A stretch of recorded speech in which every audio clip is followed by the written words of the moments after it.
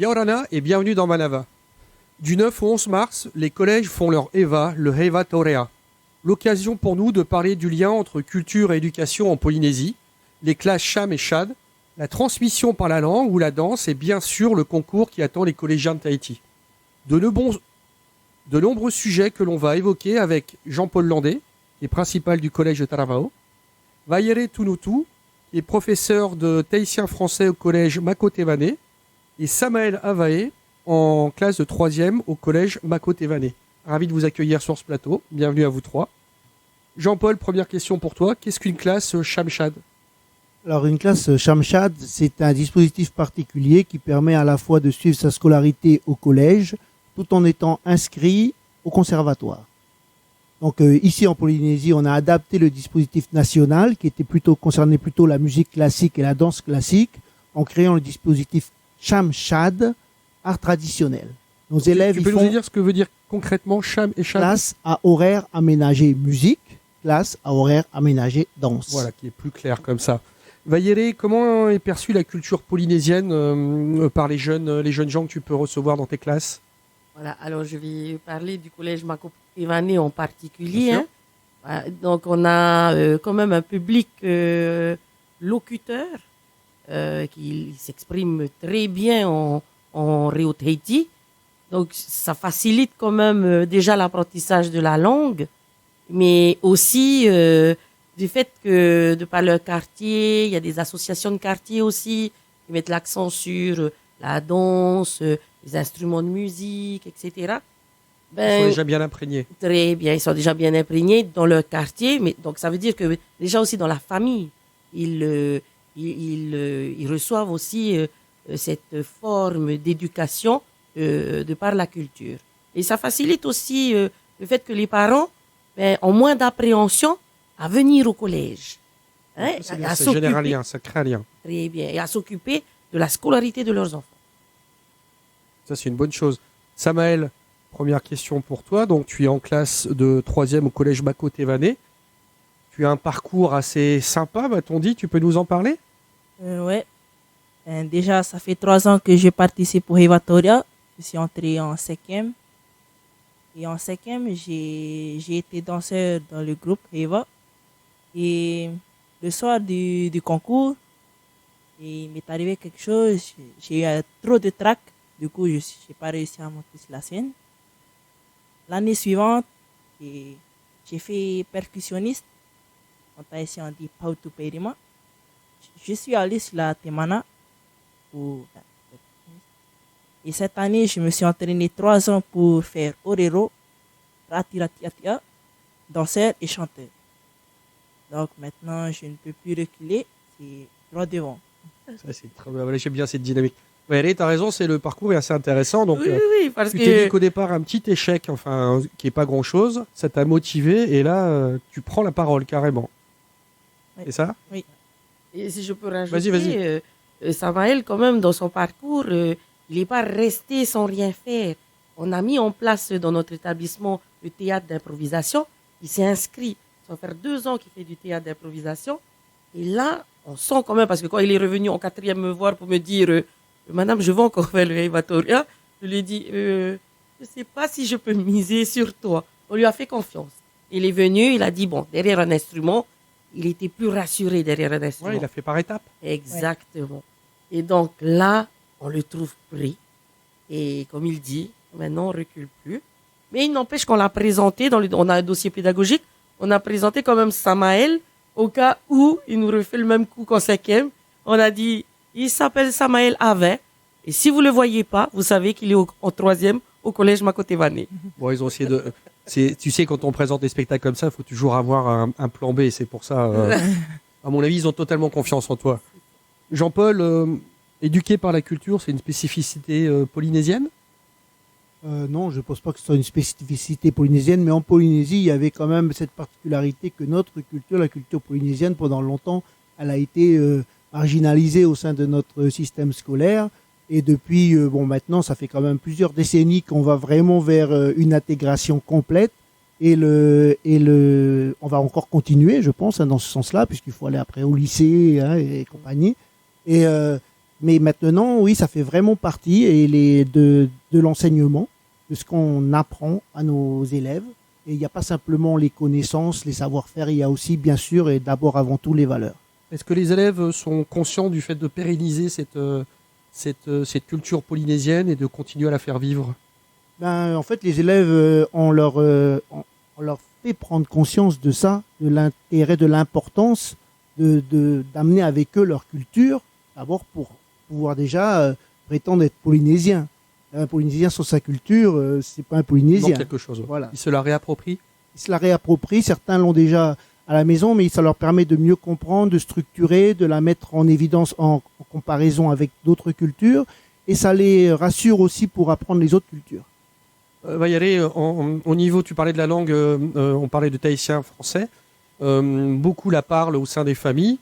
Est-ce que tu dois aussi recadrer les expressions et faire en sorte de revenir sur un Reo Tahiti plus naturel ou plus originel? Ah oui, bien sûr. Il y a le parler de tous les jours, mais il y a aussi le tahitien de l'école. Hein.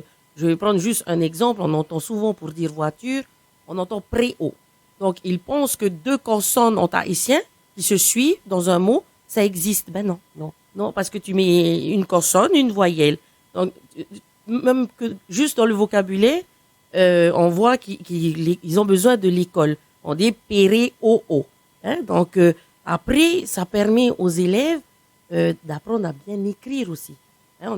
On est plus qu'une tradition orale. On laisse des traces aussi maintenant. Il faut on écrit. impérativement qu'on laisse des traces. Bien sûr, pour les générations à venir. Et les élèves prennent conscience de ça. Et c'est ce qu'on aime avec ce projet aussi, Heivatoria. C'est que les élèves écrivent et savent qu'ils vont être lus. Ils vont être entendus. Les gens vont venir pour les voir jouer. Donc, ils s'appliquent un peu plus. La démarche doit être totale. Et dans la structure de la phrase, il faut qu'elle soit correcte. Parce que si tu n'es pas compris, eh ben, tu passes à côté de quelque chose par rapport à ton thème. Samaël, qu'est-ce que tu penses de ça? Est-ce que tu penses que tu maîtrises correctement maintenant le polynésien? Est-ce que tu as vu une différence avec la façon dont tu parles avec les copains et la façon dont tu t'exprimes avec ton professeur? Ouais, beaucoup, parce que quand je suis avec mes copains, ils articulent pas bien, ils prononcent pas bien les mots. Du coup, quand j'entends, je répète. Mais quand je vais à l'école, quand je dis ce mot, ben, ma prof me gronde. Elle m'apprend la bonne. Ouais, il faut le juste milieu entre avec les copains et à l'école. Jean-Paul, concernant les classes Shamshad, quels sont les débouchés concrets, pardon? Les débouchés concrets directement après le collège, les élèves peuvent poursuivre après le collège, les élèves peuvent poursuivre un cursus qui est ouvert au lycée Gauguin, hein, donc sur un bac technologique, danse, théâtre, musique, et toujours en partenariat avec le conservatoire. Et sinon, bien évidemment, plus tard, ils pourront faire professeur de danse, et artiste. Voilà, c'est ça les débouchés. Hein, et on espère que à l'avenir, ça sera ce type de profession sera encore beaucoup plus structuré, hein, et professionnalisé. Hein. Pour le moment, il y a beaucoup de gens qui s'engagent dans cette voie. Mais disons que cette voie n'est pas encore vraiment bien réglementée, structurée, et ça, c'est un accompagnement qui va se faire, je pense. Plus il y aura de personnes qui seront formées à l'école, et plus il y aura de demandeurs, et plus il y aura de structures. Voilà, c'est ça. Combien de classes Shamshad on peut trouver en Polynésie? Alors, je sais qu'il y en a une aussi sur Tiperui, bravo, mais... Ouais. Et l'avenir, c'est de pouvoir en proposer une par collège, peut-être? Non, pas forcément. Hein, ça dépend. Non, ça dépend vraiment d'abord aussi de la capacité du conservatoire à assurer les cours dans autant d'établissements. Ensuite, il faut différencier les établissements qui ont une classe Shamshad, donc une classe avec un projet art traditionnel, des établissements comme le collège de Travor qui ont un cursus Shamshad, c'est-à-dire de la 6e à la 3e. Et ceux qui s'inscrivent en 6e en vocation à continuer jusqu'à la 3e, voire ensuite au-delà, comme je le disais, au lycée. Les élèves peuvent intégrer le cursus en cours, C'est-à-dire s'ils n'ont pas commencé en 6e, est-ce qu'ils peuvent l'intégrer en 5e, 4e? Bien sûr. Bien Alors, Shamshad, je ne sais pas trop. Hein. Mais par contre, nous, par rapport au projet culturel de l'établissement, moi, j'ai des élèves qui arrivent en cours d'année. Ben, ils intègrent facilement. Ils ont forcément dansé dans leur famille. Ils ont les bases, en fait. Et au conservatoire, ben, ils permettent de mettre des mots sur des pas de danse, sur des gestes, etc. structurer. Exactement. Jean-Paul, la notion de Shamshad a un intérêt réel aussi, c'est que en termes d'absentéisme à l'école, en termes d'implication, tu as vu des vrais progrès. Oui, d'une manière générale, les projets pédagogiques permettent de faire réduire l'absentéisme. Les projets comme ceux-là qui sont vraiment très très nourris, je dirais, et puis ensuite qui débouchent sur aussi des spectacles et qui sont quelquefois associés à d'autres. Par exemple, Shamshad va être très souvent, pour certains élèves, associé au Heiva.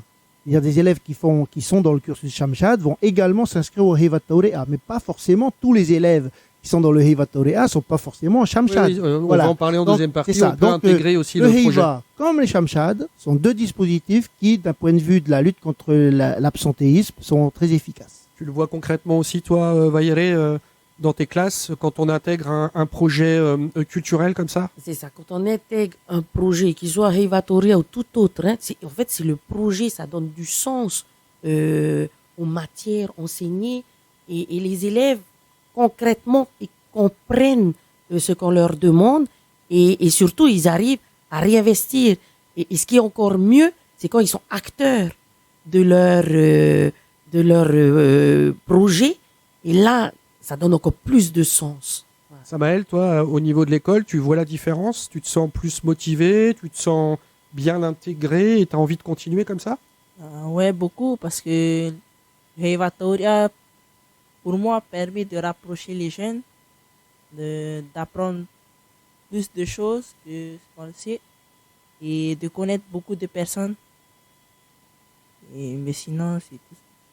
Et au niveau, donc, la notion de groupe aussi, donc le travail en groupe, le fait de se motiver les uns les autres. Oui. C'est pas très individualiste, justement. Là, la notion de groupe est très importante, Exactement. Vailleret. Et surtout, Samaël fait quand même partie des élèves de 3e. Et en 3e, ils ont des responsabilités, hein, en 3e. Hein. Ils s'occupent des plus petits. Donc, cette autonomie-là qu'ils ont, ils deviennent des exemples. Et c'est ce que j'arrête pas de leur répéter. Donc, quand on devient un exemple, eh ben, il faut montrer l'exemple, justement, aux plus petits. Puisque vous partez, nous, on reste avec les mêmes projets. Bon, les thèmes changent d'année en année, mais les projets restent. Et les petits, quand ils voient les grands, comment ils se sont comportés, ben, ils feront exactement la même chose. Et ça, et je tenais aussi à dire, notre ambiance de vie d'école, de vie de classe, c'est beaucoup amélioré parce que ben on a une toute autre relation quand on répète tous les mercredis après-midi ensemble ou quand il faut penser à une sortie et qu'ils sont intégrés dans la conception du projet, ben on se voit un peu plus souvent et donc on arrive à mieux se connaître et là les relations elles sont meilleures. Voilà. On marque une pause et on se retrouve dans un instant.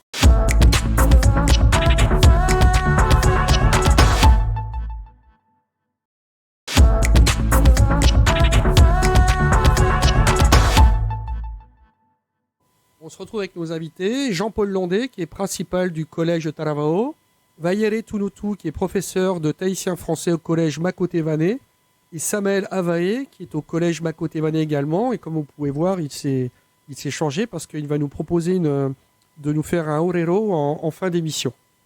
Donc on est impatient de t'entendre déclamer.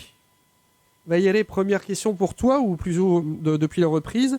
De quand date la création du Révatoria et pourquoi est-ce qu'il a été créé? Alors c'est la 6e édition, donc depuis 2018. Mais en fait, c'est parce que 3 établissements au départ se sont inscrits au conservatoire. Et on voulait une évaluation par rapport à la danse, au chant, aux percussions. Et donc, au départ, on avait pensé au jardin du musée des îles. On s'est dit, on va faire une rencontre avec le collège de Travo, le collège de Tiperu et le collège de Makotevane.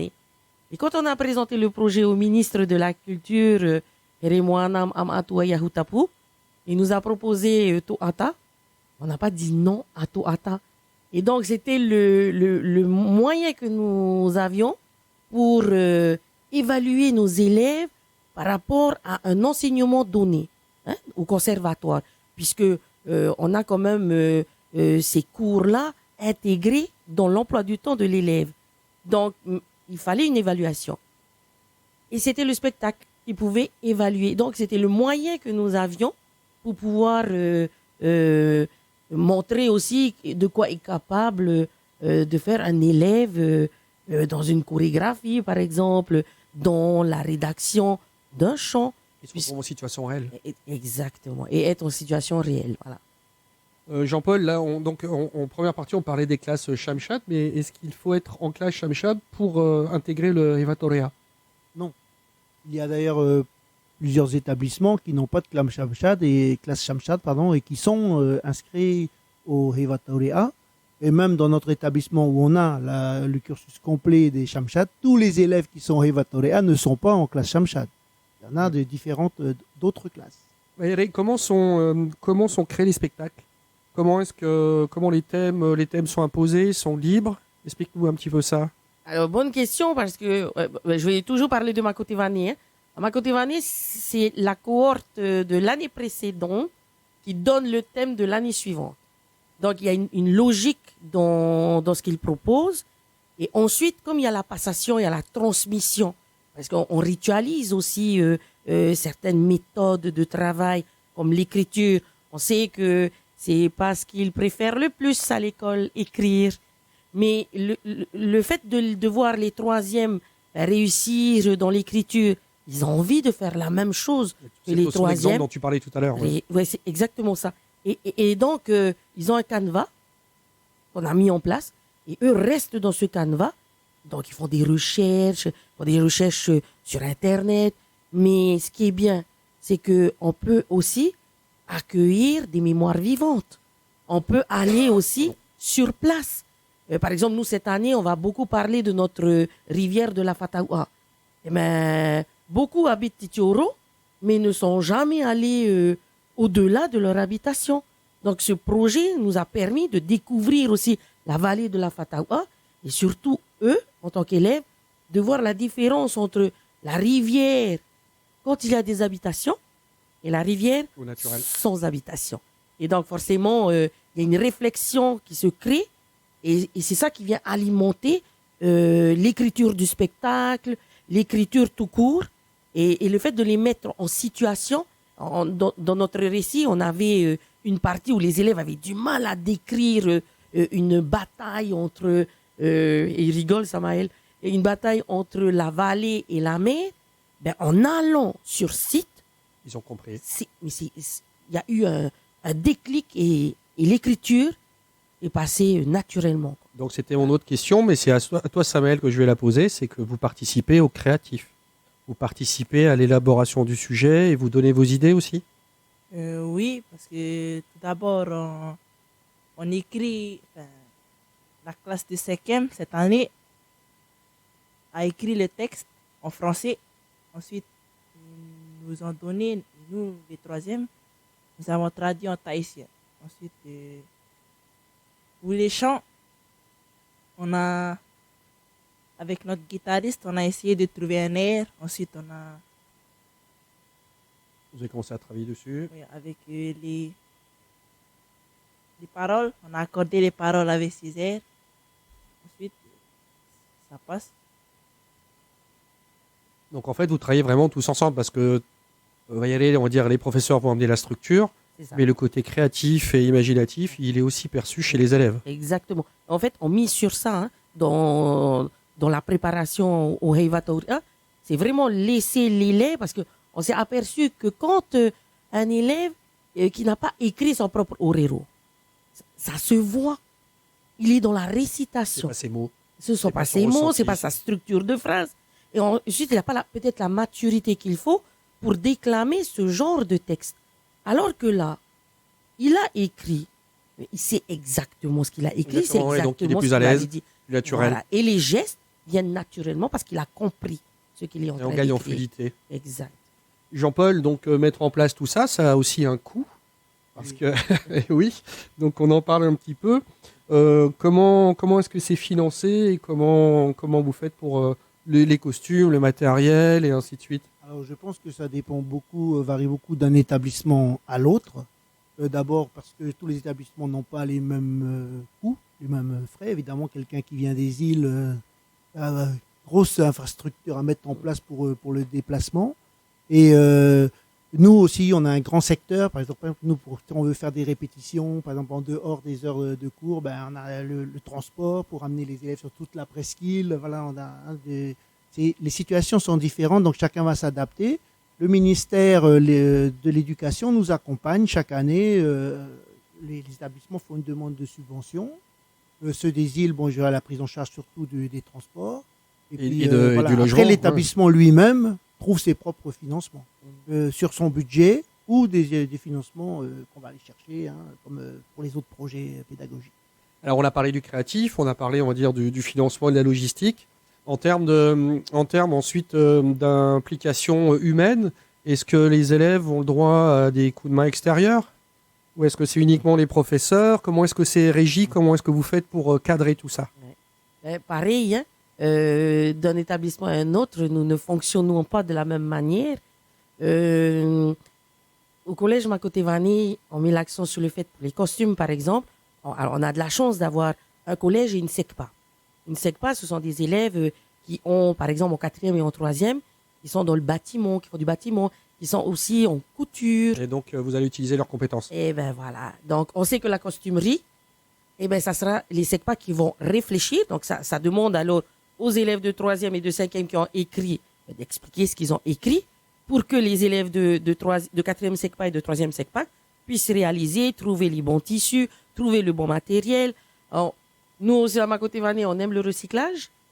L'année dernière, on avait des costumes en tiare Tahiti. Qu'est-ce qu'elle a fait, le professeur de SECPA? Elle a récupéré tous les tiare Tahiti. Ils ont appris à faire du mon-œil. Donc, dosage, ben oui, ils ont fait des maths. C'est du bon sens. Mais, tout à fait. Nos coquillages, nos graines pour nos spectacles de cette année. On a fait une sortie à la Fatagua. Eh bien, ils ont ramassé des graines tout le long de la sortie. Et on va les récupérer. On va voir sur les costumes du bois. Eh bien, ça vient dans la vallée de la Fatagua. Et donc, les élèves voient que avec très peu, on peut créer des choses magnifiques. Mais après, il faut donner du sens à ce que tu es en train de créer et surtout savoir l'expliquer. Pourquoi tu as fait ainsi. Et c'est ça qui nous tient à cœur. Hein. Une aide extérieure, oui. Par exemple, on a Steve Ongia qui est venu écouter la composition du Aparima, parce que les élèves ont besoin d'être rassurés aussi. Et c'est pas Madame Tounutu, c'est un Français, qui va pouvoir rassurer quelqu'un qui a composé un Aparima. Hein? Il y a le prof de musique, certes, mais le fait d'avoir une expérience d'un professionnel, ça aide. Mais il n'empêche qu'il ne s'est pas immiscé dans la rédaction ni dans la composition. Oui, il a amené un œil extérieur, mais il garde une certaine distance. Voilà. Alors, c'est peut-être le moment où Samael va nous faire sa démonstration. Il va nous déclamer un Urero. C'est toi qui l'as écrit? Oui. Alors, écoute, on t'écoute avec le thème. Alors, c'est un pari fénois de Taunois. En fait, il va nous donner les limites. Parce que pour savoir qui on est, il faut savoir d'où on vient. Et donc, c'est ce qu'il va dire. D'où est-ce qu'il vient? À toi, Samael. Yorana, o te o ave Samael, te roto vau te piha toru ho e no te whare hapira tuarua no Makotevani. E ahuru mama mataiti tou. Te ene te paripari whenua no taunua. E mau atonia o taramei o. E tahua tō raru o aure huri apu i te toa i te maru ura. O whaatau a te tahora pape. O niuhiti i te matai. O tā one te awa. O teri taumatatini te ari. O tuihana tā te rā te pot ihui ari. O taruia te aitu. Maruru wharora mei pareane. Bravo. Et il est loin le jeune homme qui osait pas monter sur la scène. Hein. T'as vu tout le travail? Bravo, félicitations. Intéressant. Alors, comment est-ce que vous travaillez ce Orero, Vayare? Alors, les thèmes, tu vous as expliqué comment, mais comment est-ce que ça se travaille concrètement? Alors, à partir de l'écrit, de notre base de travail, c'est ce que les élèves ont écrit. Ensuite, ils l'ont traduit. Et Samaël, en fait, il sélectionne les parties du texte qu'on ne peut pas mettre en scène. Donc, ça va être des transitions, en fait. Ça va être les transitions qui vont permettre de comprendre, vont comprendre par les chants, par la danse, mais il n'empêche qu'à un moment donné, il faut mettre des mots. Oui. Et donc, Samaël, lui, a fait des recherches dans Tahiti aux temps anciens de Teura Henry, puisqu'il va parler de la saison, des 2 saisons. Donc, il faut savoir qu'est-ce que c'est. Oui. Il faut comprendre. Donc, il a fait des recherches. Ensuite, il y a une partie où il y a la guerre. Il est allé faire des recherches, quel était costume de guerre d'antan. Donc, il va citer des différentes parties de ce costume de guerre. Et après, c'est que de la mémorisation.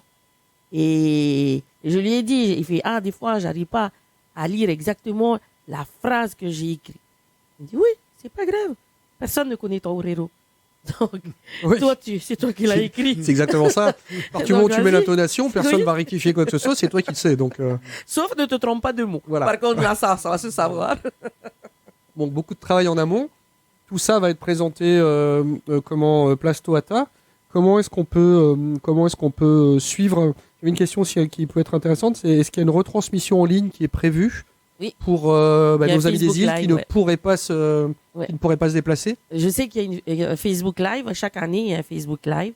Et oui, ça permet aux parents des îles de pouvoir suivre le spectacle de leurs enfants. Surtout s'ils les ont suivis tout au long de la préparation. Ils aimeraient bien avoir la finalité du spectacle. Et ce qui est bien aussi de dire, c'est qu'il y a 2 parties à ce concours. Il y a la partie pédagogique Oui. et la partie artistique. Et donc, souvent, on oublie cette partie pédagogique parce que le public, en fait, des fois, ne comprennent pas les résultats.